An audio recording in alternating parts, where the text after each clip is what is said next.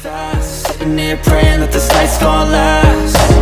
You got it all on tap, I'm loving your vibe, always have your back. We like all the same tracks, listen all night in the sheets all black. Halo semua, salam sejahtera Malaysia.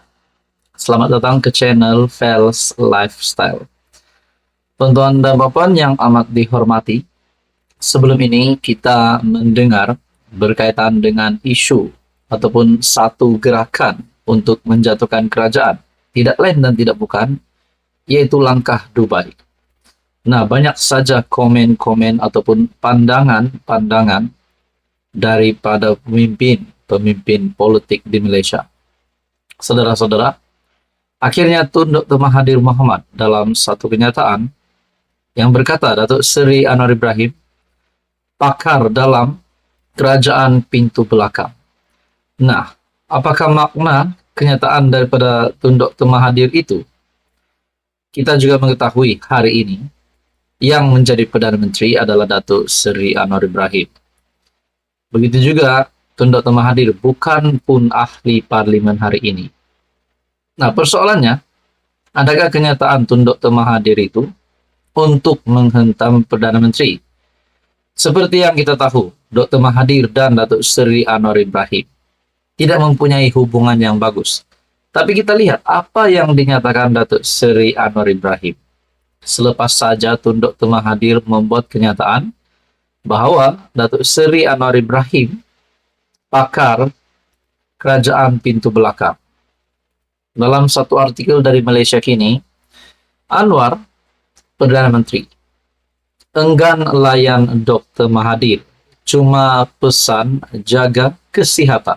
Oh, itu kenyataan Datuk Seri Anwar Ibrahim untuk Tun Dr. Mahathir. Anwar Ibrahim enggan mengulas serangan Dr. Mahathir Mohamad yang menggelarnya sebagai pakar gerakan pintu belakang di tengah cakap-cakap berkaitan langkah Dubai. Perdana Menteri sebaliknya meminta Mahathir yang berumur hampir 100 tahun menjaga kesihatan. Nah, saudara-saudara, kita juga boleh cakap Mahathir sedang kritikal. Tetapi bukan kritikal dalam kesehatannya, kritikal dalam status politiknya, disebabkan beliau hari ini bukan pun ahli parlimen. Bahkan beliau semasa PRU15 kita juga tahu bahwa telah kalah dengan amat teruk.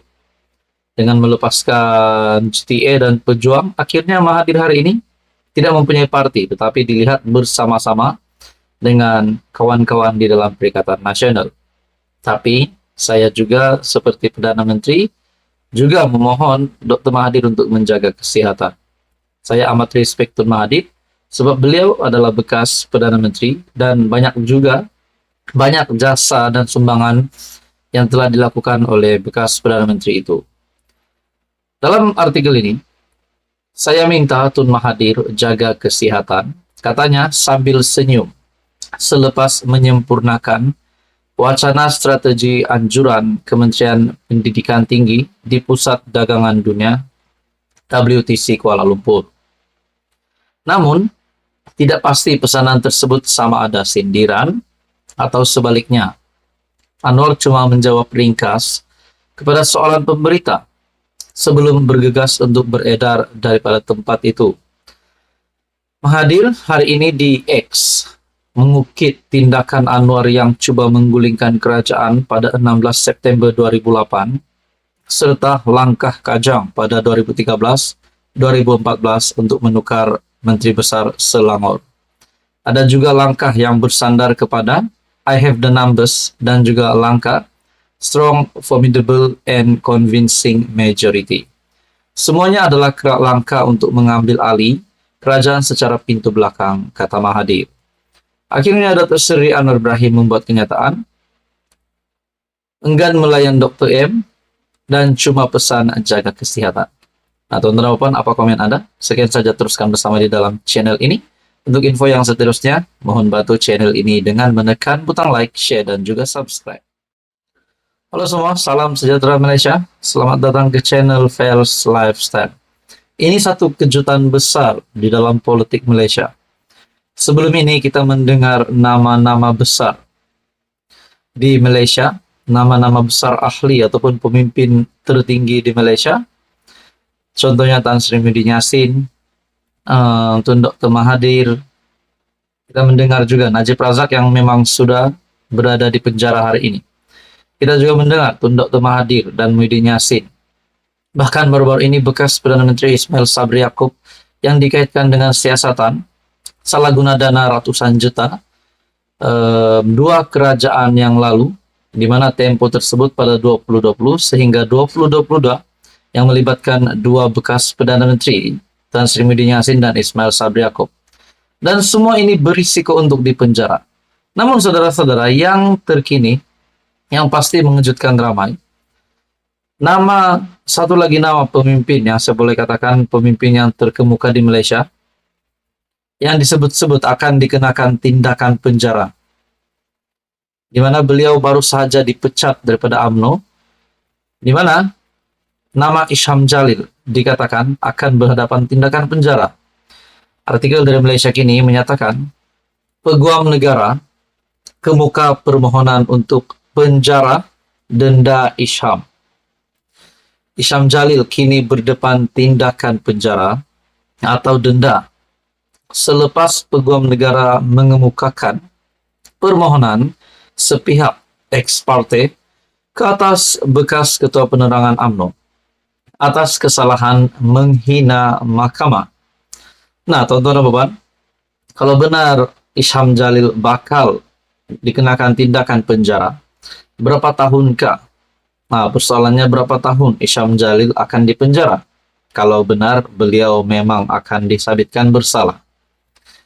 Menurut laporan utusan online, Jabatan Peguam Negara mengemukakan permohonan tersebut ke Mahkamah Tinggi KL baru-baru ini dengan merujuk temu bual diberikan Isham bertajuk Town Hall for Justice.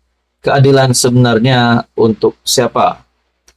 Memetik sumber yang tidak dinamakan, portal berita melaporkan permohonan berkenaan disebut di hadapan Hakim Colin Lawrence Sequeira. Bagaimanapun, Sequeira diminta untuk menarik diri daripada terus mendengar permohonan berkenaan kerana pembabitan hakim terbabit dengan Isham atau isu yang disebut ahli politik terbabit. Kandungan yang dirujuk oleh Peguam Negara merupakan temu bual Isham atau nama sebenarnya Hizatul Isham Abdul Jalil yang disiarkan akun Facebook The Malaya Post pada 30 September 2023. Ia merupakan komen yang diberikan Isham mengenai prosiding perbicaraan dan rayuan kes membabitkan Najib Razak serta penyelewengan dana SRC International, Senjan Berhad dan 1MDB. Sequeira kemudian membenarkan permohonan dikemukakan dan kes tersebut akan didengar oleh hakim yang lain pada tarikh yang ditetapkan. Isham merupakan salah seorang pegawai khas Najib yang kemudian dilantik menjadi Ketua Penerangan UMNO.